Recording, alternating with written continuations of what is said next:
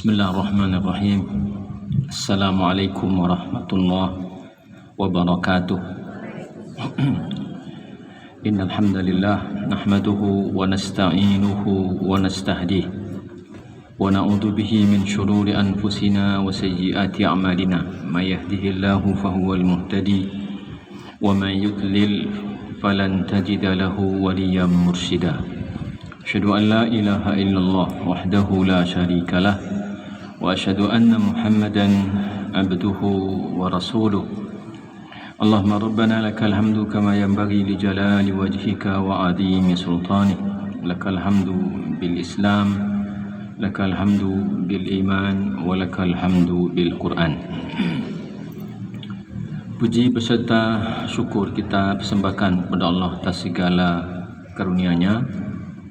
Allah masih panjangkan usia kita, Allah masih sihatkan fisik, akal dan fikiran kita, dan Allah masih mudahkan kita untuk menambah kebaikan dan kesolehan.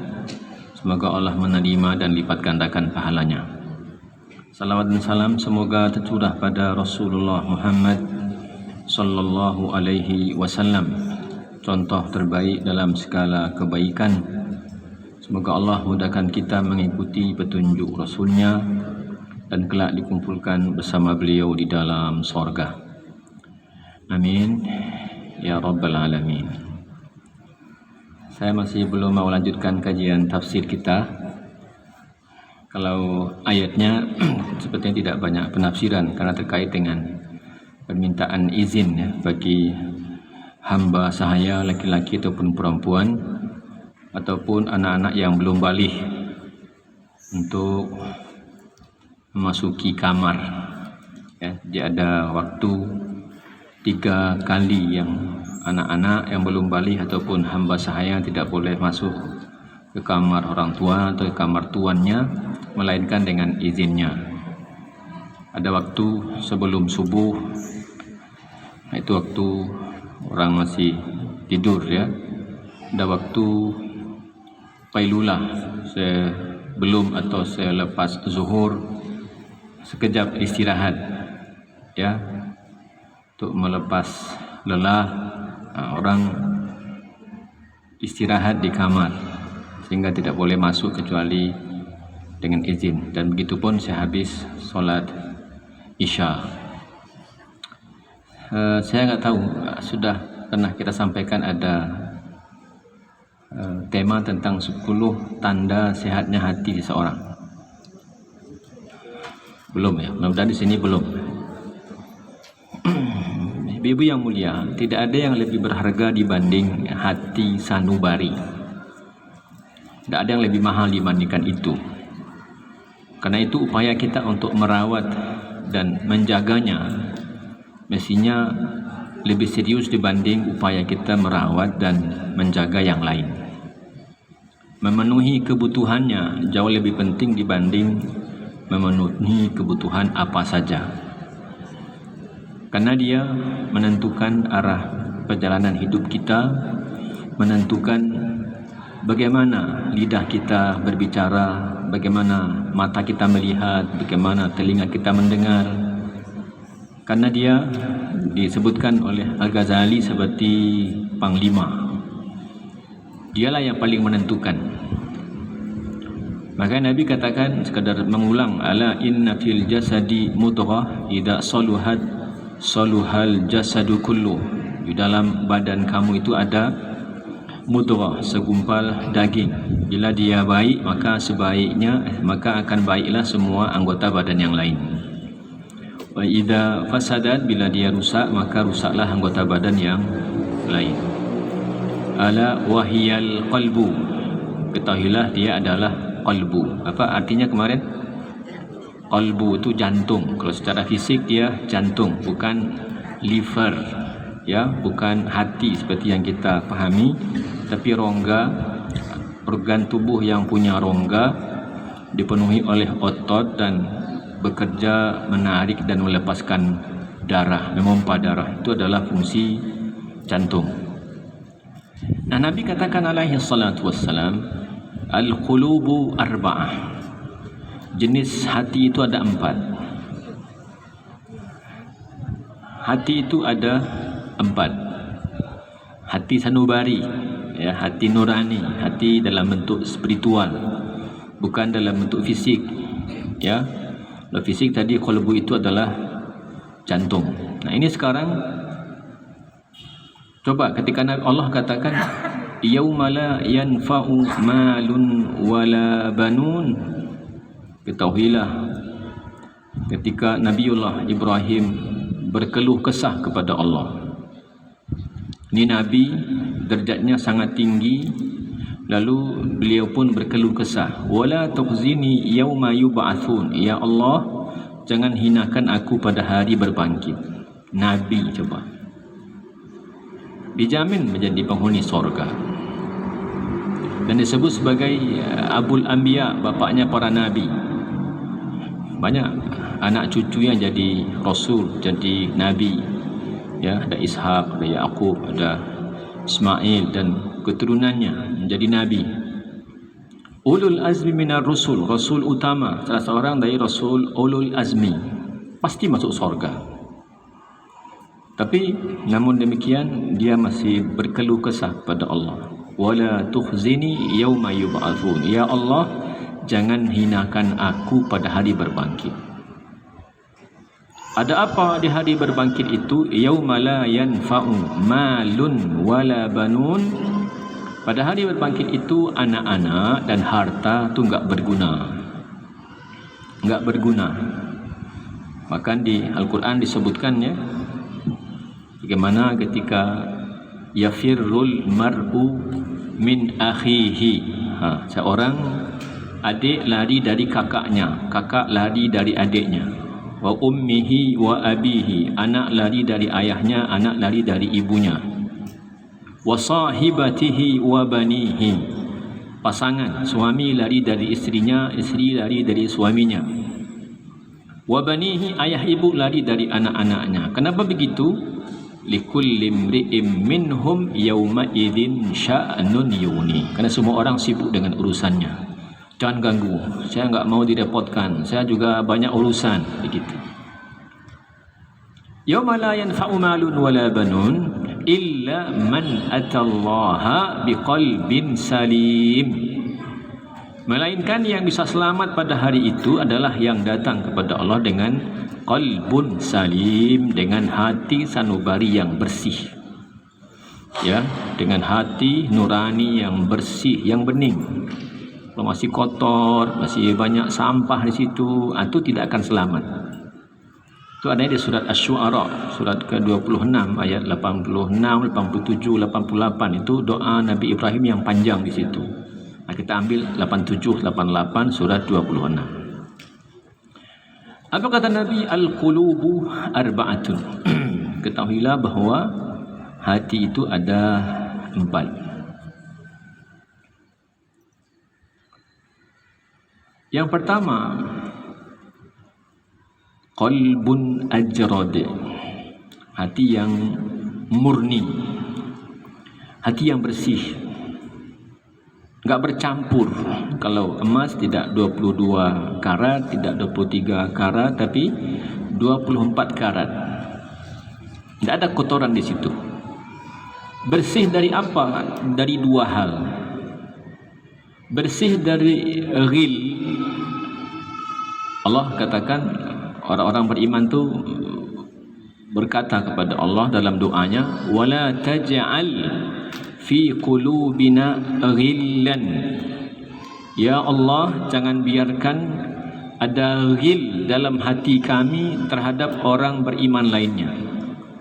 Apa ghil? Ghil itu jauh statusnya di bawah iri, di bawah dengki, jauh di bawah itu.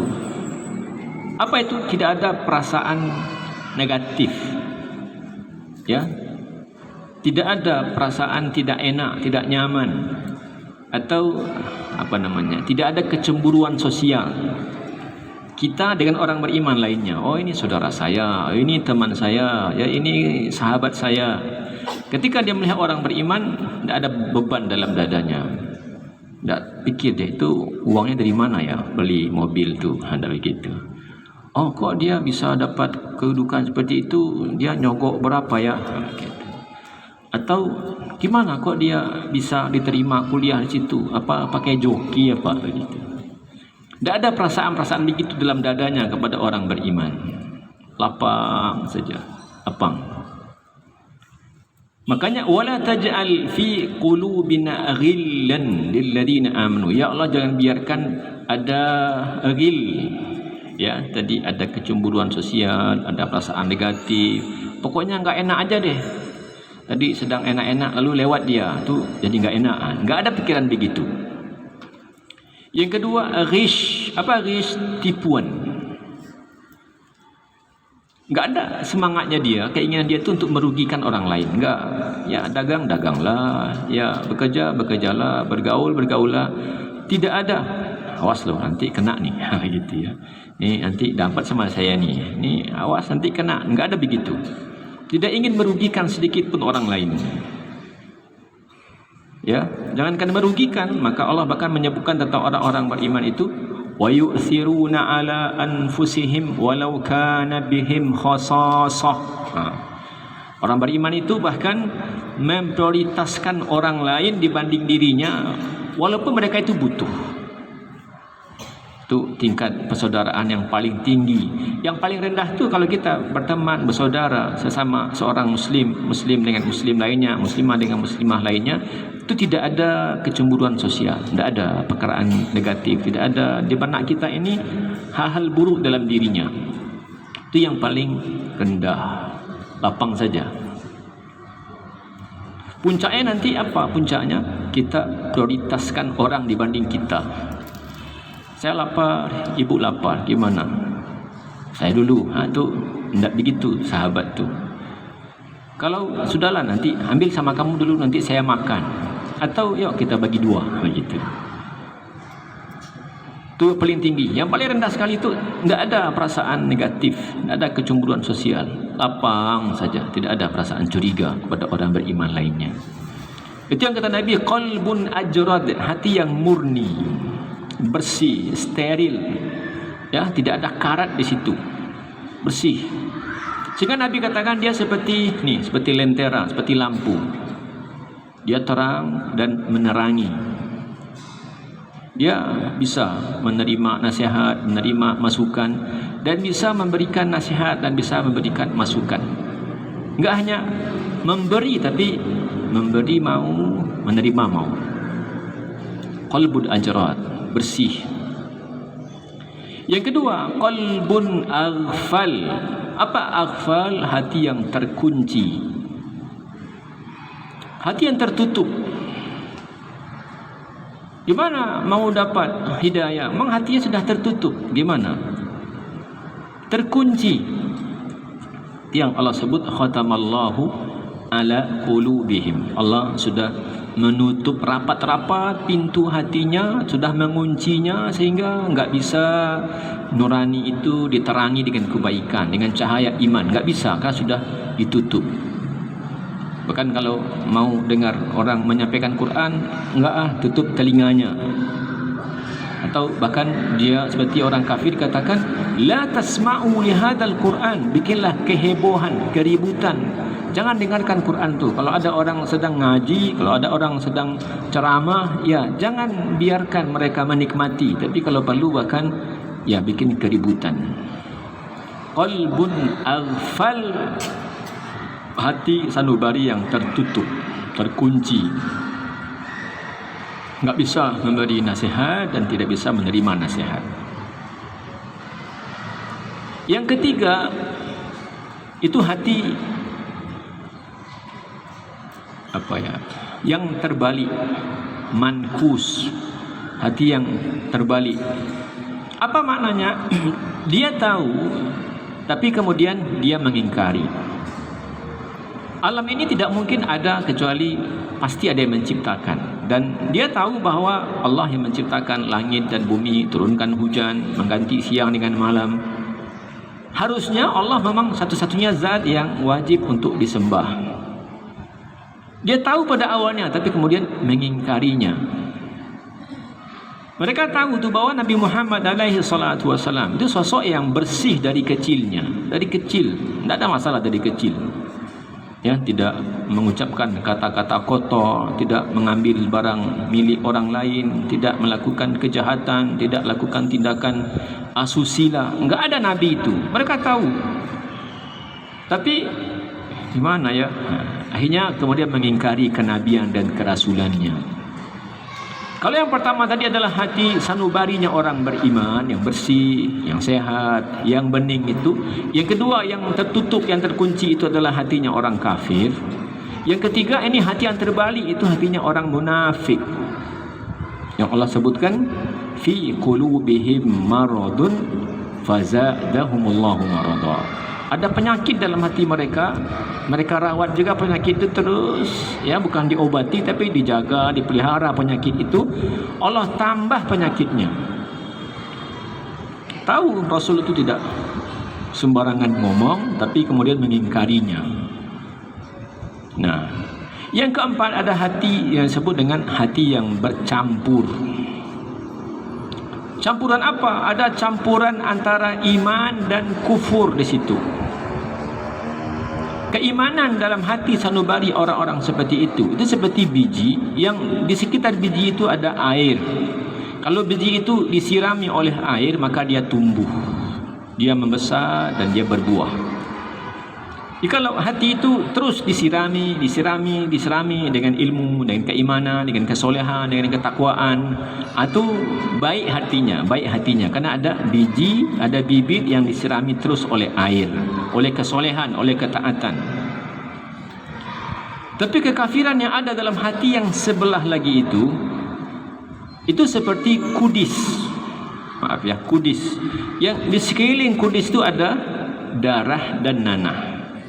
Apa yang terjadi kalau kudis timpa oleh darah dan nanah? Apa yang terjadi? Infeksi. Ujung-ujungnya nanti bisa sampai amputasi, potong kakinya, potong tangannya. Nanti tinggal mana yang dominan. Kalau kesolehannya, keimanannya, ketakwaannya yang dominan, maka dia seperti tanaman membesar, lalu berbuah. Nah, ini kalah nih yang kekafiran. Tapi kalau yang banyak itu adalah kudis yang terus, ya, disiram oleh nanah, disiram oleh darah, maka dialah yang terus mendominasi, terus berdosa, bermaksiat, durhaka, tidak berbakti kepada orang tua, makan minum yang haram. Itu dialah yang jadi dominan, sehingga hati itu yang baik itu terkalahkan. Nah, kita mungkin hanya bicarakan satu jenis hati saja, ya, hati sanubari. Hati yang mana itu, Ustaz? Itu hatinya orang beriman. Itu kita ukur hati kita itu seperti apa. Enggak perlu suami saya begitu hatinya, ya, kawan saya begitu hatinya, adik saya begitu hatinya, guru saya begitu hatinya. Enggak perlu. Kita sekarang sedang memotret hati kita sendiri. Seperti apa sih hati kita? Nah, ini Ibnu Qayyim katakan, hati yang sehat itu paling tidak dia punya 10 tanda. 10 tanda. Tanda pertama hati seseorang itu sehat adalah dia selalu mengutamakan hal yang berguna, selalu mengutamakan hal yang bermanfaat. Dalam hidup kita ini ada kegiatan, ada aktivitas, ada amal yang dia berguna, ada yang tidak berguna, dan ada yang berbahaya. Itu kita tahu ini berguna, ini ya tidak begitu amat sih gitu. Ada bahkan kegiatan kita wal'iyadzubillah di muka bumi ini yang jadi kegiatan yang berbahaya. Orang beriman enggak memilih yang berbahaya. Enggak, ini berbahaya. Enggak. Dia tidak memilih hal yang berbahaya. Bahkan dia tidak memilih hal yang dia dibolehkan, tapi apa sih gunanya gitu. Apa sih gunanya? Itu sudah kita pernah sebutkan hadis dua orang Jabir. Jabir ini dua orang sahabat, Jabir ibn Abdullah dan Jabir bin Umair. Mereka sedang latihan memanah. Satu di antara Jabir ini dihinggapi perasaan malas. Enggak, capek gitu. Apa kata Jabir yang lain? Kasalta, kok kamu malas? Laqad sami'tu Rasulullah sallallahu alaihi wasallam yaqul, aku pernah mendengar Nabi mengatakan. Apa kata Nabi? Segala sesuatu, bisa ucapan, bisa perbuatan, bisa sikap, kalau tidak ada zikrullah di situ, tidak mengingat Allah, tidak membawa kepada, mengingatkan kepada Allah, fahuwa laghwun wa lahwun, itu sia-sia aja itu. Kalau ada aktivitas tidak menambah dekat kita kepada Allah, tidak mengingatkan kita kepada Allah, itu sia-sia. Ucapan kalau begitu dia sia-sia, sikap dia menjadi sia-sia, perbuatan akan menjadi sia-sia. Nah, orang beriman enggak akan mau jatuh ke situ. Yang hatinya bersih itu enggak ngapain sih gitu, itu hal sia-sia. Kata dia kecuali 4. Di luar 4 ini itu sia-sia. Yang 4 ini enggak apa-apa. Apa itu?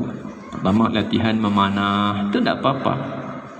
Yang kedua, menunggangi kuda, itu enggak apa-apa. Yang ketiga, latihan berenang, enggak apa-apa. Yang keempat, bercengkerama sama pasangan. Jangan lebih asik bercengkerama sama HP, lalu enggak mau cengkerama sama pasangan. Sama HP ketawa-ketawa sendiri. Balik ketawa-ketawa.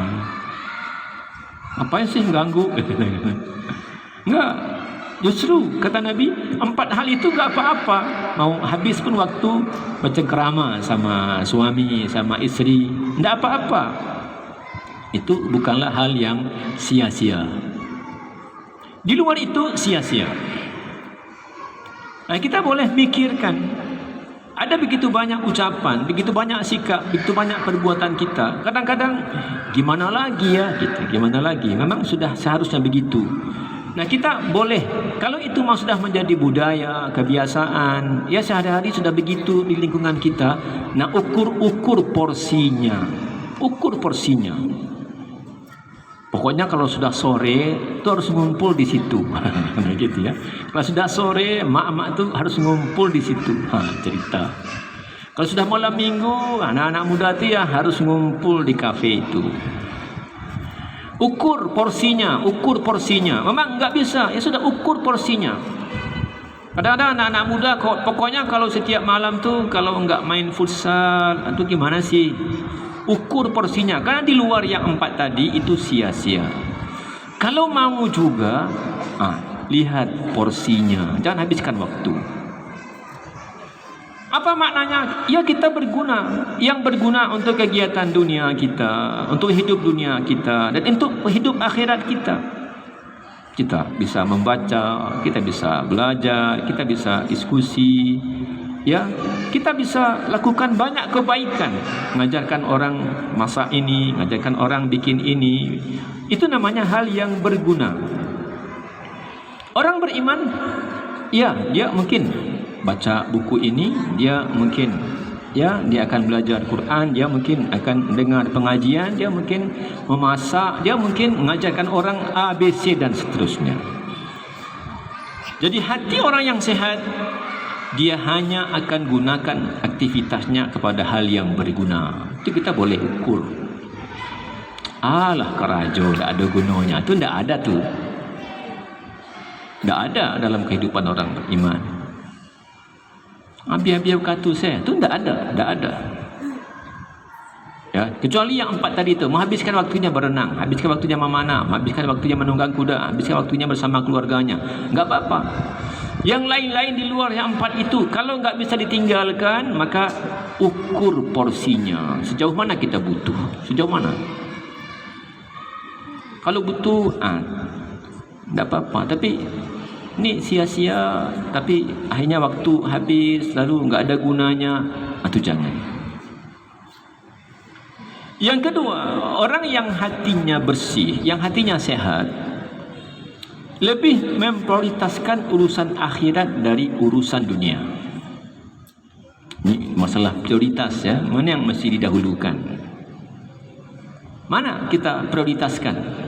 Ini ada gunanya untuk dunia, ini ada gunanya untuk akhirat. Yang hatinya bersih itu dia prioritaskan untuk kehidupan akhirat. Lihatlah para sahabat. Sahabat itu sama seperti kita. Mereka bekerja juga, mereka berdagang juga, mereka jadi tentara juga, mereka ada yang jadi pejabat juga. Tapi aktivitas mereka itu tidak akan keluar dari kesolehan, tidak akan keluar. Dan mereka para sahabat tidaklah bekerja untuk kepentingan dunianya, tapi untuk kepentingan akhiratnya. Jadi alih-alih setiap hari kita berfikir untuk apa yang kita makan hari ini, kita makan hari ini, yang kita makan bulan ini, yang kita makan di pekan ini, kita masih berfikir apa yang kita makan nanti. Ingat ya, apa yang kita akan makan nanti. Alih-alih kita setiap bulan mau ganti pakaian, tiap 3 bulan sekali beli baju, ya, 6 bulan sekali mungkin beli sepatu dan lain-lain. Orang yang hatinya bersih itu dia berfikir, nanti saya pakai baju apa ya di sana? Akan pakai baju seperti apa, sepatu seperti apa, tas seperti apa nanti di sana? Ibu-ibu, urusan dunia ini sudah selesai sama Allah. Kita tidak repot-repot dengan dunia. Tugas kita hanya keluar dari rumah di pagi hari. Kalau ibu-ibu, ya sudah, berarti kan di rumah ada yang mencarikan. Dunia ini Allah sudah jamin. Kadang-kadang saya heran ya, tandanya Allah menjamin ya. Ada orang sudah 10 tahun dia tidur saja, 10 tahun nggak bisa bergerak. Ada orang begitu kan, sakit bertahun-tahun, kamar mandi sudah nggak bisa, apalagi ya pakai baju sendiri nggak bisa. Tapi masih hidup dia tuh, masih hidup. Karena memang bukan kita yang cari. Jadi hidup kita di muka bumi ini sudah ada yang nanggung. Tuh kemana? Kalau tidak kerja mati. Itu istilah lain tuh. Kalau benar-benar mati belum, walaupun orangnya sudah sakit bertahun-tahun, dia terus aja di tempat tidurnya. Kan ada si A yang kasih, ada si B yang kasih, ada si C yang kasih. Dia masih bertahan hidup. Itu urusan dunia. Maka jangankan kita cacing aja dalam tanah, itu Allah jamin hidupnya. Cacing dalam tanah itu cicak, Allah jamin rezekinya. Cicak di dinding tuh Allah jamin rezekinya. Ikan ya di sungai itu, burung yang terbang di udara itu Allah jamin rezekinya. Siapakah yang menjamin? Maaf ya, sesuap nasi nanti di akhirat untuk kita. Ini entah sudah berapa ton kita makan nasi ini, makan beras. Entah sudah berapa ton. Saya dulu waktu muda ingat, seminggu itu dikasih bekal sama orang tua 3 kilo beras. Jadi sebulan berarti 12 kilo. Itu sebulan. Setahun berarti 140, 150 kilo setahun. Setahun. Coba ini udah berapa tahun? Nanti di akhirat, jangankan bertonton beras, bertonton nasi yang kita akan makan, 1 biji nasi itu Allah nggak kasih. Kita maaf yang punya baju di lemarinya banyak, ya, 2 lemari bajunya, beli pakaiannya. Kita boleh pilih yang hari ini A, B, C, boleh kita memilih. Di sana nanti jangankan 1 baju, sehelai benang pun Allah nggak kasih. Sehelai benang Allah nggak kasih. Kalau kita tidak cari sekarang. Maaf ya, kalau kita tidak cari sekarang. Makanya tentang urusan dunia, apa kata Allah? Wa ma min dabbatin fil ardi illa 'alallahi rizquha. Tidak ada makhluk yang bergerak. Bisa dia terbang, bisa dia berjalan, dia biasa merayap, ya. Tidak ada makhluk yang seperti itu di muka bumi ini illa 'alallahi rizquha, kecuali Allah pasti jamin rezekinya di dunia. Di akhirat jangan berharap, oh gampang lah, kan Allah sudah siapkan untuk kita. Enggak, kita yang siapkan. Allah hanya menyiapkan untuk kita yang di dunia. Allah enggak siapkan, ya. Kita hari ini ya bajunya maunya pink, besok maunya kuning, besok maunya krem, besok maunya hitam, besok. Semua warna itu ada di lemari kita. Nanti jangankan semua warna, sehelai benang pun tidak ada menutupi wajah pakaian kita, badan kita, kecuali kalau kita cari hari ini. Makanya Allah tu heran, kenapa ya? Wa yu'thiruna ala bal tu'thirunal hayatad dunya. Kenapa sih kamu prioritaskan kehidupan dunia? Yang hidup dunia ini Allah sudah jamin. Saya jamin, kata Allah. Padahal wal akhiratu khairun wa abqa. Padahal mestinya yang jadi prioritas itu adalah kehidupan akhirat. Karena saya enggak nanggung, enggak jamin. Makanya bahasa Allah tu coba. Nih di surat 28 Al-Qasas ayat 77. Apa kata Allah? Wabtaghi fima atakallahu darul akhirah. Carilah akhirat dengan semua sumber daya, sumber dana yang Allah berikan kepadamu. Kamu diberikan badan oleh Allah, diberikan ilmu oleh Allah, diberikan uang oleh Allah, diberikan jabatan oleh Allah. Gunakan untuk semua untuk menemukan atau untuk mendapatkan akhirat. Apa kata Allah? Carilah. Jadi akhirat itu dicari. Tapi tentang dunia kata Allah, wala tansa nasibaka minad dunya. Jangan lupa bagianmu di dunia. Saya haus, ini ada air. Apakah orang kemudian lupa kalau dia haus minum? Kata Allah, jangan lupa. Barangnya sudah ada, jangan lupa. Kita pulang siang-siang lalu lapar, tinggal buka aja songkok nasi kan. Jangan sampai lupa pula buka songkok nasi itu. Makanlah yang ada. Karena kata Allah, jangan lupa. Kita mau pulang, tiba-tiba hari hujan, kita bawa payung. Kembangkan payung, jangan lupa kamu kan bawa payung. Ingatkan pula sama orang lain. Enggak, kita sadar kita bawa payung. Kita kembangkan payung. Barangnya ada, airnya ada, pakaiannya ada, jaketnya ada, jasnya ada, minumannya ada. Di sana enggak ada apa-apa kecuali kalau kita mencarinya sekarang. Makanya Ali mengatakan radhiyallahu an, kata Ali, dunia telah beranjak pergi, sedang akhirat berangsur datang. Seberapa dunia ini sudah berlalu, maka sekianlah akhirat mendekat. Dunia berangsur pergi, akhirat berangsur datang. Seberapa dunia sudah berlalu? Sekarang 2021. Itu yang Masehinya. Yang sebelum Masehinya,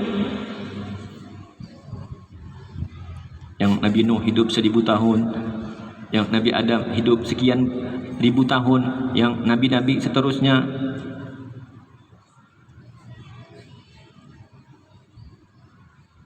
Jadi begitu.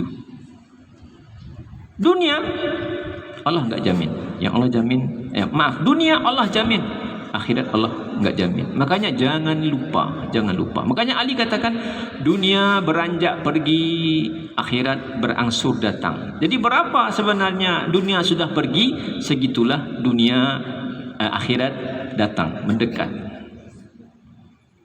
Masing-masingnya punya generasi, masing-masingnya punya keturunan. Jadilah kamu sebagai keturunan akhirat. Dan jangan sekedar menjadi generasi dunia.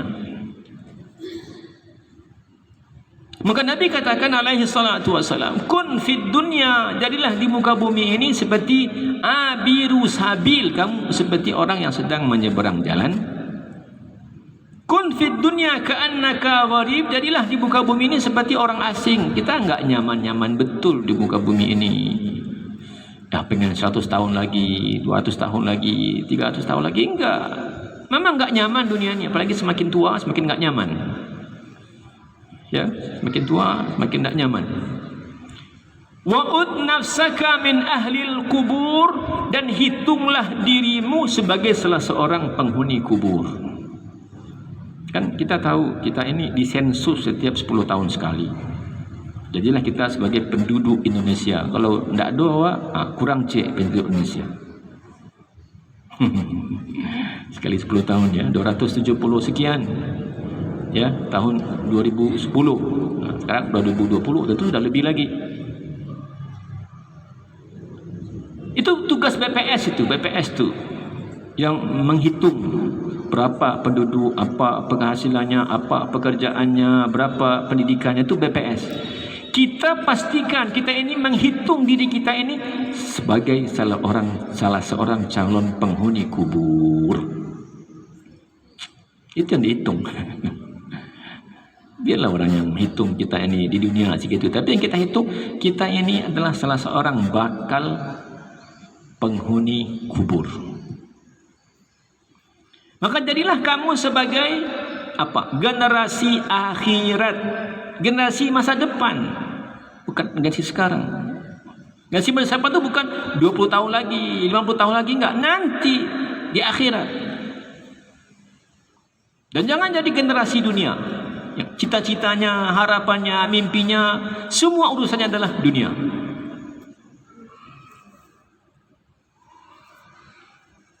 Kata ulama menyebutkan, jadilah kamu di dunia seolah-olah dirimu adalah orang asing, atau Nabi katakan ya, atau orang yang singgah sejenak, dan anggaplah dirimu sebagai seorang ahli kubur. Ya, walaupun kita enggak dihitung orang di muka bumi ini, tapi kita menghitung diri kita sebagai salah seorang calon penghuni kubur.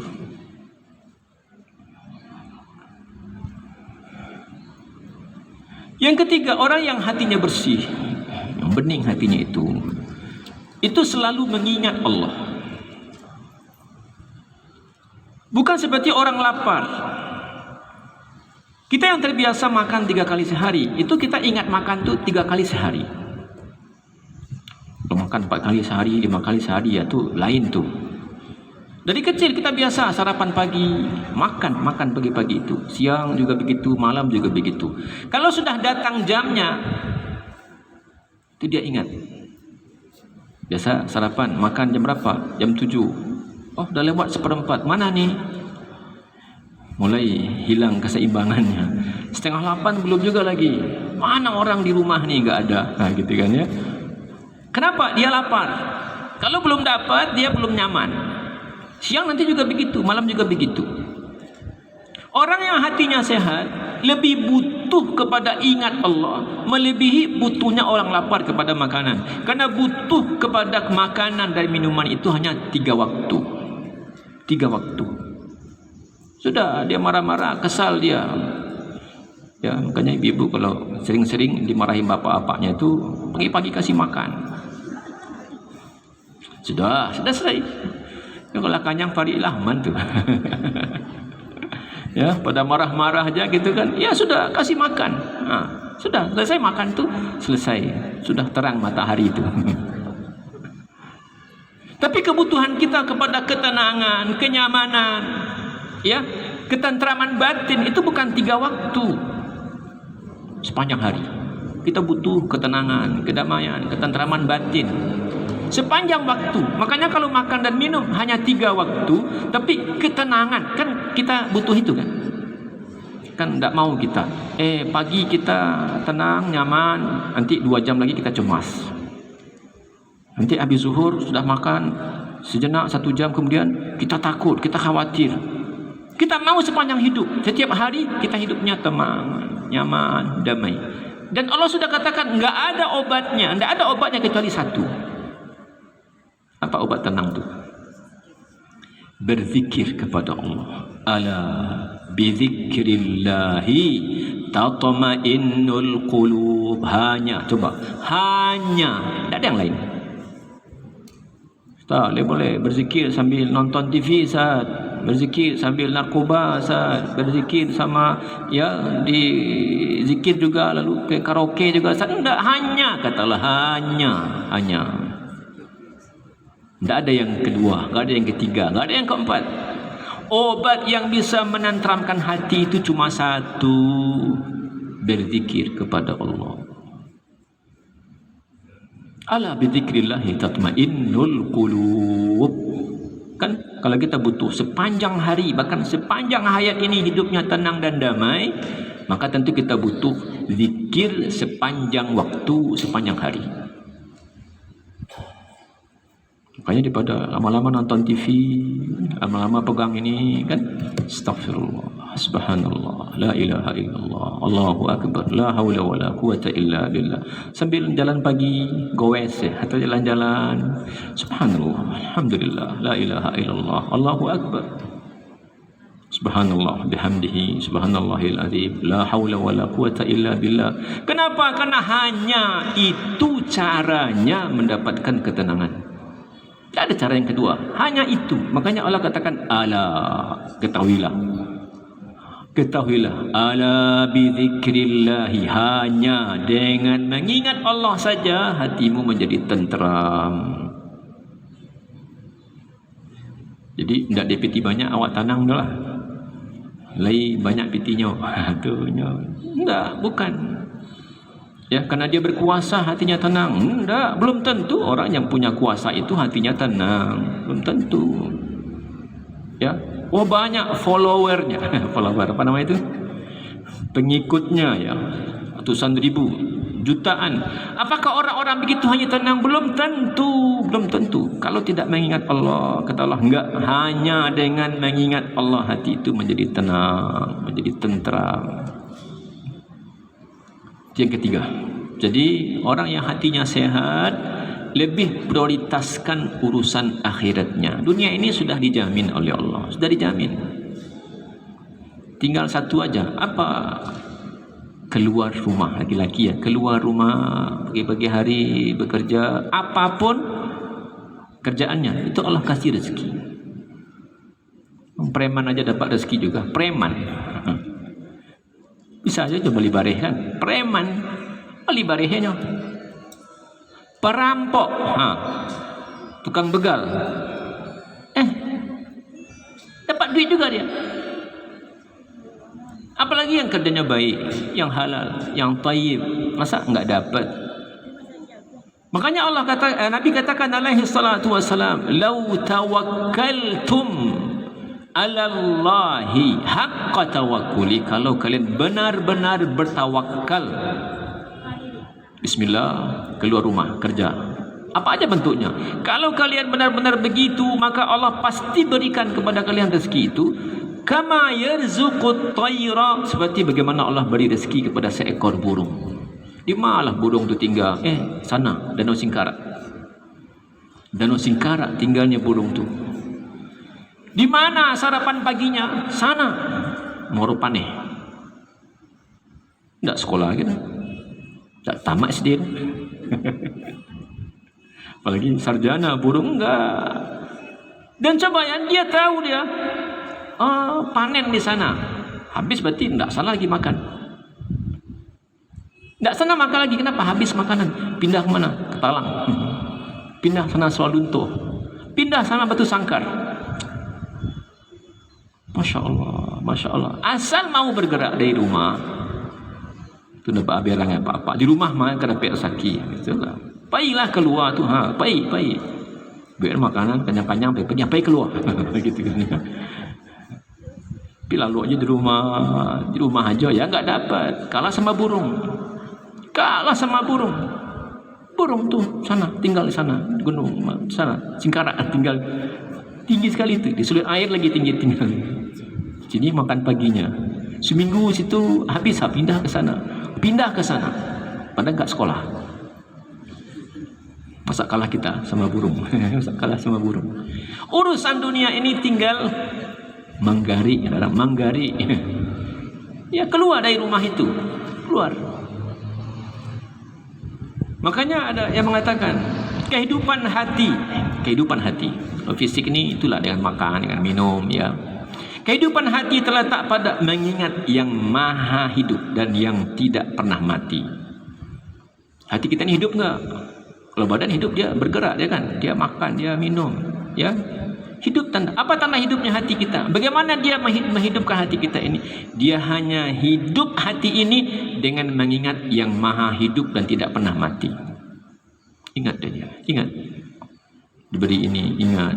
Diberi ini, ingat. Ingat, dia yang beri. Kehidupan yang bahagia adalah kehidupan bersama Allah. Jadi tidak ada cara lain kecuali ingat Allah. Anda mau bahagia, Anda mau tenang hidupnya, Anda mau nyaman, mau tenang batinnya, hanya dengan mengingat Allah. Ya. Yang keempat, orang yang hatinya bersih dan sehat itu beribadah kepada Allah tidak mengenali musim.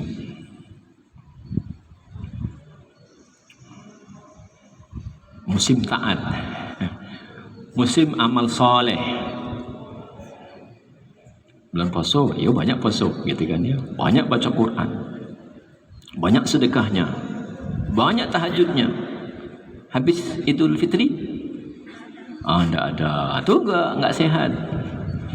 Masya Allah, kalau sudah di Mekah, di Madinah, Masya Allah, satu kata terlontar salah ya. Astagfirullah. Ya Allah. Ada pikiran kotor. Curiga sama si anu, astagfirullah, lagi musim haji ya, ini nggak bisa begini. Takabur ada, masya Allah, astagfirullah. Sampai di rumah, kotor semua yang keluar. Ya, sikapnya nggak ada yang baik. Ini bulan-bulan haram, mari kita ingat. Ini bulan-bulan haram. Bulan di mana kita mesti meningkatkan kuantitas dan kualitas kesolehan kita. Kenapa? Karena bulan haram itu artinya seperti disebutkan oleh Abdullah bin Abbas radhiyallahu anhuma, amal-amal soleh di bulan-bulan itu lebih besar pahalanya dibanding bulan lain. Dan sebaliknya amal-amal salah. Amal itu dua aja, amal soleh sama amal salah, dua aja. Amal-amal salah jika ditunaikan juga di bulan-bulan ini, maka dosanya lebih besar dibanding ditunaikan di bulan-bulan lainnya. Riba itu kan haram, di mana-mana haram.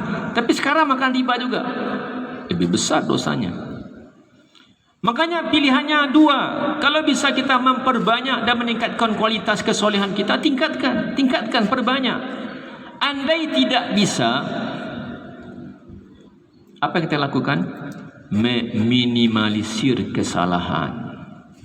Jaga betul lah matanya, telinganya, mulutnya. Jaga betul. Maaf ya, ini hari-hari istimewa. Hari-hari beramal soleh lebih Allah sukai dibanding jika ditunaikan di bulan-bulan lain.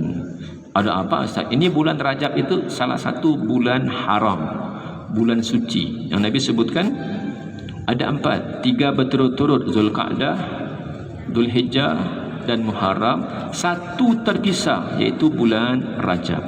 1 terpisah, bulan Rajab.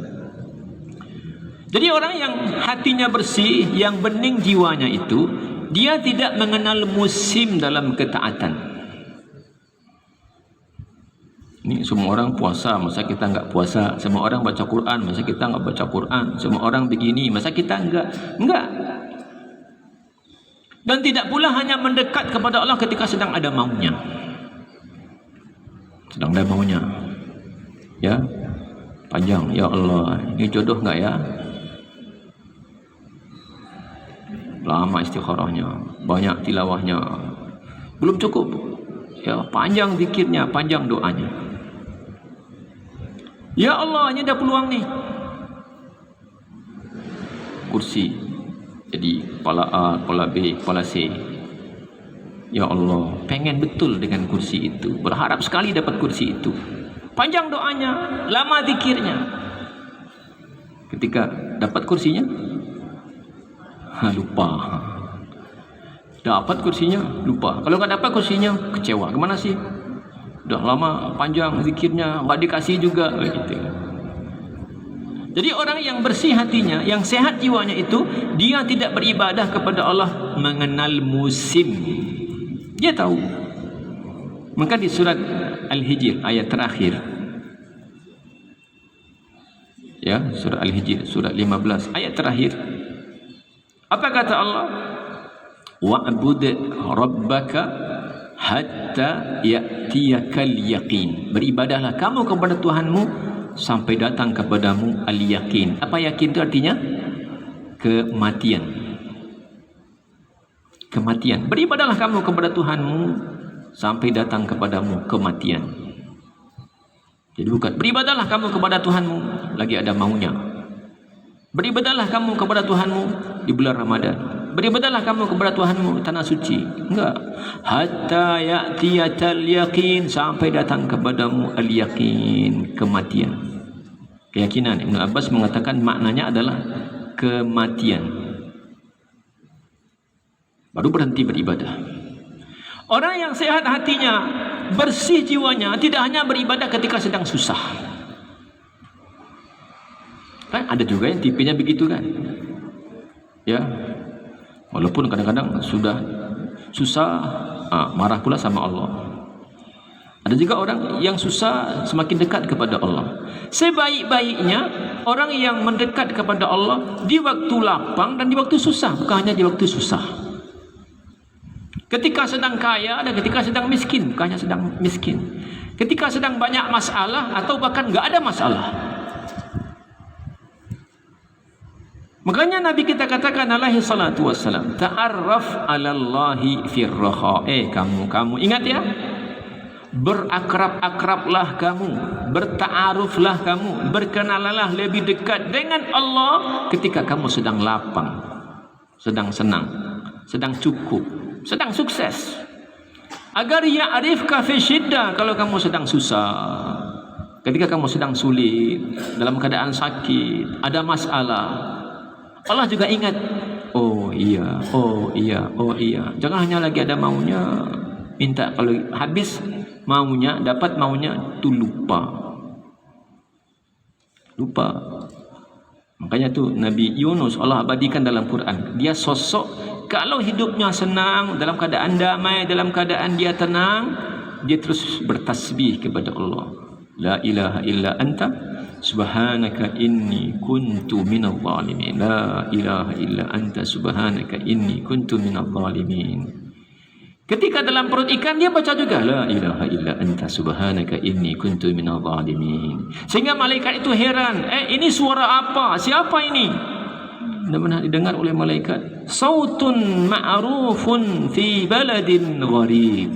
Kita sudah mendengar dan sudah kenal dengan suara ini, tapi kok tempatnya beda?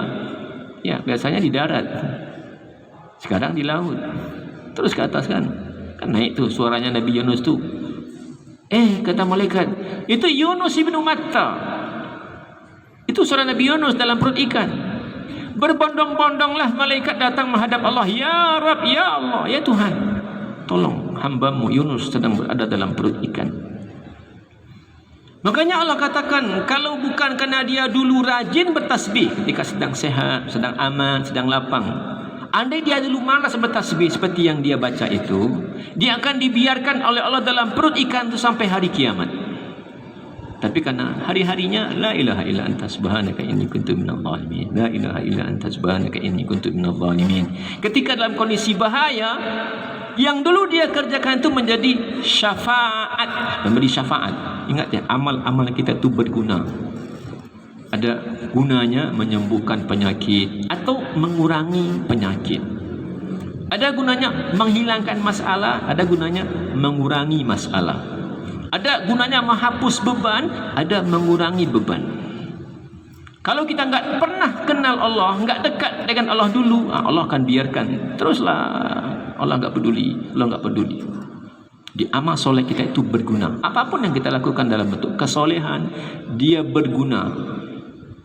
Ya, kalau enggak mencabut semua kesulitan, minimal mengurangi. Kalau enggak menghapuskan semua beban, minimal mengurangi. Seperti Nabi Yunus. Kalaulah dulu dia malas bertasbih, akan aku biarkan dia dalam perut ikan itu sampai hari kiamat, kata Allah. Berapa lama ya dalam perut ikan? Kan tersiksa. Tapi karena rajin, ya enggak lama. Orang yang hatinya bersih, yang jiwanya bening, itu yang kelima, bersedih apabila luput darinya wirid rutin. Wirid itu apa? Pengajian seperti sekarang? Enggak. Wirid itu adalah dulu. Makna lain dari wirid itu adalah juz Quran. Jadi juz Quran kita ini enggak dibagi oleh Nabi. Juz-juznya seperti sekarang yang sama banyak itu enggak Nabi yang bagi. Orang-orang setelahnya yang membagi, sehingga ini ayatnya sekian, suratnya sekian, ya tebalnya sekian. Ini dibatasi per juz. Sehingga dulu ini Quran ini di mata sahabat, di mata orang-orang soleh masa lalu, pasti bisa dipastikan ya, pasti mereka selesaikan paling tidak sekali sebulan. Begitu dulu ya. Makanya juz artinya wirid. 30 juz berarti 30 hari, sebulan selesai. Kita selesai berapa kali? Dalam berapa kali? Dalam berapa waktu? Sekali setahun. Alhamdulillah khatam Quran. Saya ni gini-gini pernah khatam Quran 5 kali loh. Umurnya berapa Pak? 75 tahun. 75 tahun khatam Quran 5 kali. Bangga lagi. Orang dulu selemah-lemah imannya, semalas-malas amalnya, ketika baca Quran pasti selesai dalam 1 bulan. Makanya ada 30 juz. Itu wirid namanya, wirid. Sekarang wirid itu berkembang maknanya. Apa makna wirid itu? Itu amal-amal sunat yang dikerjakan secara rutin. Ibu apa? Rajin salat duha. Ya, minimal 2 rakaat tiap hari. Sehingga dia menjadi wirid. Ibu ngapain? Ya, nanti umpamanya witir, 3 rakaat rutin. Ibu baca Quran sekian kali. Ibu begini, zikir pagi, zikir petang. Itu amal-amal rutin itu namanya wirid. Walaupun pada awalnya wirid itu khusus untuk juz Quran. Tiba-tiba ada penghalang. Sehingga harusnya tadi solat duha itu sudah jam 12 hari belum salat duha. Habis sudah waktu duha. Dia enggak nyaman. Ya Allah. Biasa di kantor ya. Tuh ini kepala ini cerewet, akhirnya aku jadi kesal sehingga enggak bisa salat duha. Biasanya bisa salat duha, tapi karena ada masalah tadi itu dia kesal. Tidak salat duha itu jadi masalah bagi jiwanya. Jadi masalah. Sebagian kita alhamdulillah yang berinfak pagi-pagi hari ya, pagi-pagi hari habis subuh keluar masjid ya, mengamalkan hadis Nabi, ma min sabahin illa wal malaikatani yanzilan. Kata Nabi, tidak ada pagi kecuali setiap pagi malaikat itu turun ke muka bumi. Tugasnya ngapain? 2 malaikat itu berdoa. Malaikat tidak bosan-bosan dia, ya Allah, ya Allah. Apa doanya? Allahumma i'ti munfiqan khalafa, ya Allah, beri ganti bagi orang yang pagi ini berinfak, hari ini berinfak. Satu lagi, ya Allah, doanya, beri kerugian, kebangkrutan bagi orang yang tidak mau memberi. Kita biasa, ibu sudah biasa. Walaupun 2.000, 3.000 ya, keluar masjid itu langsung ke kotak infak umpamanya. Suatu kali entah di mana lah dompet tu. Malah dompet. Orang mulai azan kan. Cari sini tidak ketemu, cari sini tidak ketemu, cari sini tidak ketemu. Ya Allah, malang hari ini. Itu sedih dia. Padahal cuma 2.000, tapi itu wirid rutinnya, amal soleh rutinnya tidak tertunaikan pada hari itu dia kecewa. Sedih dia. Yang pula lupa bawa dompet. Alhamdulillah, tak ada piti keluar. Aman sariko, tak ada piti keluar. Itu enggak, dia sedih dia. Biasa solat berjamaah di masjid, biasa. Ni sudah datang. Ya, kok masjid dikunci? Anak pengurusnya ketiduran pegang kuncinya subuh-subuh tu. Kecewa dia kan. Saya biasanya sudah sampai di sini. Ini amal sudah, tapi orang sudah azan masjidnya tapi masjid terkunci. Ada masalah. Di samping juga ada orang dia mau ke masjid tapi niatnya enggak terlalu serius. Ya. Masjid enggak ya maghrib ni. Tu ada sedikit gerimis ya. Kata dia, alhamdulillah. Mau melangkah ke masjid ya, salat isya, mati lampu. Kata dia, alhamdulillah. Enggak sedih dia. Ketika amal solehnya tidak terlaksana, wiridnya tidak terlaksana, itu dia enggak sedih, berarti ada masalah dengan hatinya. Orang yang hatinya sehat itu, ketika dia luput dari dia amal soleh rutin yang biasa dia tunaikan, itu dia sedih. Sedih. Ya, biasanya puasa Senin Kamis ya. Biasanya kalau puasa ya kita mungkin bisa berbagi ke tetangga, ke kawan. Mungkin ya sebuah pisang atau ya mungkin apalah gitu. Tapi di hari dia puasa, kita puasa, orang ini yang biasa kita beri itu enggak di rumah. Lah biarkan masak apa sanok apa kolak, sanok itu bahasa Cupak ya bu ya. Sanok kami dari Kumbul kolak biasa ya, pisang atau singkong gitu ya, kita bisa kasih 2 potong 3 potong. Di hari itu rumahnya dikunci, itu kita sedih, itu tandanya hati sehat. Tapi kalau biasa aja, kalau gembira dia alhamdulillah lampu mati, alhamdulillah masjid dikunci, alhamdulillah hari hujan nggak bisa ke masjid. Nah, itu masalah dengan hatinya. Yang keenam, orang yang hatinya baik, bersih, sehat itu dia merindukan kebaikan, merindukan. Dia mencari kebaikan. Kadang-kadang maaf ya, kebaikan itu nggak selalu ada di sekitar kita, nggak selalu ada. Seperti bagaimana kesalahan itu kadang-kadang tidak selalu ada di sekitar kita. Kadang-kadang ada orang yang berbuat salah itu mencari tempat tertentu. Dia berkorban waktu, dia berkorban tenaga, berkorban materi untuk mendapatkan maksiat. Saya nggak tahu masuk karaoke itu bayar apa enggak sih, belum pernah masuk sana. Bayar. Ibu udah pernah ya. Saya nggak tahu, tapi pikiran saya sih mungkin nggak bayar, mungkin ya. Tapi mungkin jualannya mungkin lebih mahal. Airnya umpamanya sana jual 10.000, barangkali begitu, barangkali ya. Itu nggak di rumahnya tuh maksiatnya. Pergi dia ke bypass sana, banyak tuh di bypass tuh. Dibeli air mahal, karena nggak boleh masuk bawa minuman. Dijualnya harga lebih mahal, nggak boleh bawa makanan. Dilihatlah di sana, waliyadzubillah. Maka seperti hanya kemaksiatan, dosa dan segala macam yang dilarang itu kadang-kadang harus dicari. Orang yang hatinya bersih, dia lebih serius mencari kebaikan itu dibandingkan seriusnya orang berdosa mencari maksiat. Karena maaf ya, di sekitar kita sekarang sudah banyak masjid, kalau hari Jumat biasanya ada ibu-ibu yang mengantarkan makanan. Ya, biasanya ada makanan, kadang ada minuman, kadang ya kalau ya katakanlah mungkin saat Ramadan ada yang mengantarkan makanan pabukuan ke masjid. Ya, kalau sekarang Jumat itu kadang-kadang khatib bingung ya, mana makan dulu Ustaz. Ya, ini udah ada dari jamaah. Jadi pengurus masjid dan jamaah itu makan siang di masjid.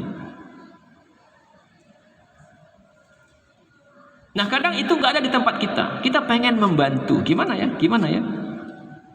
Ini sudah beda kelurahannya. Nggak apa-apa deh, kita temui pengurusnya. Dia masak di rumah, dia bungkus 10 bungkus.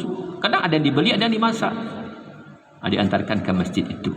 Dia merindukan kebaikan.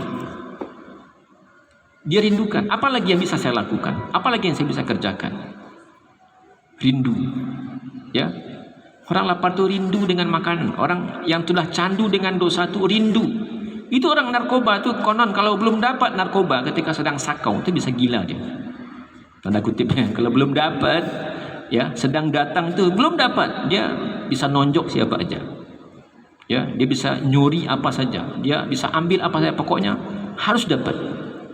Orang yang hatinya bersih, keinginannya kepada kebaikan melebihi orang yang tadi kecanduan dengan maksiat. Ya Allah, apalagi ya, di mana ya, bersama siapa saya lakukan kebaikan ya, begitu. Itu yang keenam, dia merindukan kebaikan. Orang yang hatinya bersih, yang sehat itu, dia cemas bila tidak melaksanakan sholat. Kenapa? Karena sholat itu adalah pengusir semua derita, beban hidup, kesulitan hidup, pikiran-pikiran berat, semuanya itu hilang kalau sudah sholat. Kalau sholat kita seperti yang Nabi dan sahabat praktekkan. Coba lihat apa kata Nabi kepada Bilal. Arihna ya Bilal. Kalau selesai azan, orang solat sunat, lalu sudah mau qamat, apa kata Nabi? Arihna ya Bilal. Bilal qamatlah. Tapi bahasa Nabi enggak begitu. Apa bahasa Nabi? Hiburlah kami wahai Bilal. Artinya qamatlah kamu, kita mau menikmati hiburan. InsyaAllah kita mau menikmati hiburan. Jadi hiburannya Nabi, hiburannya para sahabat itu apa hiburannya? Salat. Apa hiburan? Hiburan itu kan melupakan semua beban, membuang semua kesulitan, terhibur. Macam-macam orang. Ada hiburannya rokok. Kalau dia merokok tu kayak, ada yang hiburannya tu ngeband, ada yang hiburannya tu na'udzubillah, hiburannya seolah-olah lupa dia dengan beban hidupnya. Sahabat Nabi alaihi salatu wasalam, kalau mereka banyak kesulitan, banyak beban, banyak sekali masalah, kalau sudah solat hilang semua. Makanya bahasa Nabi, hiburlah kami wahai Bilal. Solat itu hiburan. Sahabat ketika mereka berperang, kan ada yang terluka. Maka ada sahabat itu yang tertancap panah di belakangnya ini, belum bisa dicabut. Apa katanya? Nanti ya, kalau aku sedang sholat, cabutlah. Panah nancap. Kita kan langsung panik kan. Bawa ke dokter, ya, bedah, operasi itu. Sahabat, nanti ya, nanti. Kalau aku sedang sholat, cabutlah. Nah, kita kan kena teriak kan. teriak. Kena sedikit aja duri masuk, kita teriak. Gitu, cabut. Ya, di kaki ya. Teriak. Ini enggak, ini panah nancap badannya. Kalau mau sholat, nanti ya cabut. Kalau aku sholat, cabut. Hilang. Jadi seberat apapun bebannya mereka, sesulit apapun hidup mereka, bagaimanapun problem di rumahnya, kalau sudah sholat, hilang. Orang hatinya bersih itu menikmati sholat. Makanya mereka enggak mau cepat-cepat selesai sholat itu. Hiburan, masa mau cepat-cepat? Kalau filmnya enak, kalau bisa jangan 1 jam kan, bisa lebih 2 jam kalau enak. Nanti endingnya kita nangis pula. Saking serunya filmnya. Ini solat bisa begitu kalau hati kita bersih, ya, kalau hati kita sehat. Yang ke-8, hanya Allah satu-satunya yang menjadi perhatian utama dalam hidupnya. Allah suka enggak kalau aku begini? Nah, kita kan kalau pakai baju ini kira-kira si Anu suka enggak ya? Kira-kira apa komen kawan kalau saya pakai sepatu ini? Dia enggak pikirkan, enggak kawannya, enggak Allah suka enggak ya? Dia enggak banyak pertimbangan, karena memang tidak mungkin kita membuat semua orang suka. Ya, kalau kita pikirkan orang, pasti pusing kita. Lihat orang, kok enggak matching ya? Kata orang. Kata orang lain, matching aja kok. Lebih cantik lagi, lebih bagus lagi. Ini begini, ini begini. Makanya orang Arab itu katakan, ridon nasi ghayatun la tudraku. Kamu tidak bisa memuaskan semua orang. Mustahil. Ya, mustahil. Kadang kita ambil baju ini, ambil celana ini. Dek, kalau ayah pakai ini cocok enggak? Agak kurang. Kak, kalau ayah pakai ini cocok enggak? Enggak apa-apa. Gitu kan. 2 satu rumah, bingung gimana mau mengikuti. Maka ridha nasi ghayatun la tudraku. Berharap kerelaan, ridha, kepuasan manusia dalam segala hal itu mustahil. Bingung kita, stres. Makanya ketika Allah bertanya kepada Nabi Musa, bertanya kepada kawan yang dalam penjara, apa kata dia? Arbabum mutafarriquna khairun amillahul wahidul qahar. Mana yang baik? Tuhan-Tuhan yang banyak itu yang kamu akan puaskan, atau satu aja? Gimana memuaskan Tuhan yang berbeda-beda? Tuhan ini maunya panas, Tuhan ini maunya hujan. Ya, Tuhan ini maunya siang, Tuhan ini maunya malam. Tuhan ini maunya gelap, Tuhan ini mau terang. 2 aja Tuhan. La fasadata. Kalau di bumi ini ada 2 Tuhan saja, jangankan 12. Dua aja. La fasadata, pastilah bumi ini hancur. Langit dan bumi itu kan hancur kalau Tuhan itu lebih dari satu. Makanya lebih mudah kita bikin satu zat ini rela, puas, dibanding 1, 2, 3, 4 dan 5. Apalagi manusia, apalagi orang satu RW, satu kelurahan. Maka yang dia pikirkan, Allah rela enggak? Begitu kan. Peduli amatlah dengan tradisi, peduli amatlah dengan budaya. Kalau Allah rela, enggak apa-apa kok. Biarlah orang kecewa, biarlah orang kesal, biarlah orang marah, asal Allah rela. Walaupun pandai-pandai juga ya, saya setuju, tapi jangan ibu rekam pula ya. Ini direkam soalnya. Kan ada tuh orang yang nendang apa tuh? Ya, ditendangnya. Itu salahnya bukan pada nendangnya, salahnya pada rekam dan di-share-nya. Kenapalah direkam pula, kenapalah kemudian di-share pula. Nabiullah Ibrahim itu ada berhala. Kan banyak berhala kan, patung-patung dia hancurkan. Siapa yang hancurkan Tuhan kita ini? Kata Ibrahim, coba tanya tu, masih ada satu yang besar. Satu yang besar. Kata mereka, gimana bisa ya? Nah, itulah kalian. Kalau yang satu yang besar ini enggak bisa, bagaimana dengan yang kecil-kecil nih? Yang besar aja enggak bisa. Dia hanya pikirkan Allah. Allah suka, ya. Tapi jangan tahulah orang. Nanti jadi perkara pula, gitu kan ya. Nah, tapi Nabiullah Ibrahim begitu contohnya. Dia enggak peduli, ya rajanya begini, rajanya begini, rajanya begini. Yang ke-9, pelit terhadap waktu agar tidak berbuat hal yang tidak berguna.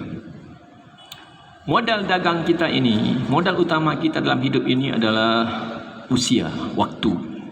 Itu modal paling mahal. Ya, kalau waktu sudah enggak ada, sudah tidak ada lagi kan. Kalau ada uang, ada jabatan, ada ini. Tapi kalau waktunya habis, the end, finish gitu ya. Itu gimana lagi? Orang yang hatinya bersih, yang hatinya sehat itu, kita tahu orang kikir ya. NCK kan tahu kita tuh kan. Orang kikir, orang pelit itu maaf. Dia kadang-kadang bukan pelit untuk orang lain, bahkan seringkali pelit untuk diri sendiri. Ya Allah bu, ini jilbab ini sudah 10 tahun, kok nggak diganti-ganti? Kali masih bisa dipakai mah. Kadang-kadang maaf ya, ini sendal masih muat, tapi warnanya udah beda. Satu kuning, satu hijau. Ya, satu kanan, satu kiri, tapi satu kuning, satu hijau. Bu, Allah tuh dipakai aja itu. Lama lo makanya kok. Kadang-kadang memang semakin lama semakin enak dipakai, katanya begitu. Semakin enak dipakai. Pakailah surang, jangan pakai bangga-bangga lu kayak suami ini lama nih baju nih, enak gitu kan ya. Udah 10 tahun yang lalu. Orang fakir, orang yang kikir itu kadang-kadang bukan hanya kikir nggak mau berbagi sama orang lain, bahkan untuk diri dia. Makan aja tempe, maco, tahu, tempe, maco, tahu, tempe, maco, tahu. Tak mau makan ikan, tak mau makan ayam, tak mau makan daging. Bukan karena tak punya, tapi mahal. Mahal. Tak taluk di gigi. Dia blender malah. Jangan sampai mahal ayam tu. Ya kan? Ada yang begitu. Ya. Nah, orang yang hatinya bersih lebih kikir dengan waktunya melebihi kikirnya orang kaya dengan uangnya. Mau kemana? Sana. Apa maknanya ya? Apa gunanya ya? Ada manfaatnya enggak? Ada? Ayo. Enggak ada. Enggak deh gitu. Ngapain capek-capek? Ya, ngapain? Enggak ada gunanya. Ngapain? Karena modal utamanya waktunya. Dia enggak mau waktu itu habis sia-sia. Enggak mau. Waktunya itu apa? Iman, amal soleh, dan nasihat menasihati. Wal asri, demi waktu, demi masa. Semua manusia yang enggak pandai mengalokasikan waktunya, dia pasti merugi, kecuali yang bisa alokasikan untuk menambahi imannya, menambahi amalnya, lalu mengajak orang kepada kebaikan. Itu aja waktunya. Dia pelit. Ya, dia ajak sini enggak mau, ajak sini enggak mau, ajak ke sini mau. Karena gunanya enggak nampak. Kau nampak gunanya, dia mau. Yang terakhir, yang ke-10, selalu memperbaiki amal. Ini terakhir. Apa maknanya? Orang yang hatinya bersih tidak pernah dihinggapi penyakit ghurur. Apa ghurur itu, Ustaz? GR. GR itu apa tuh? Apalagi kalau sampai pada perasaan ujub.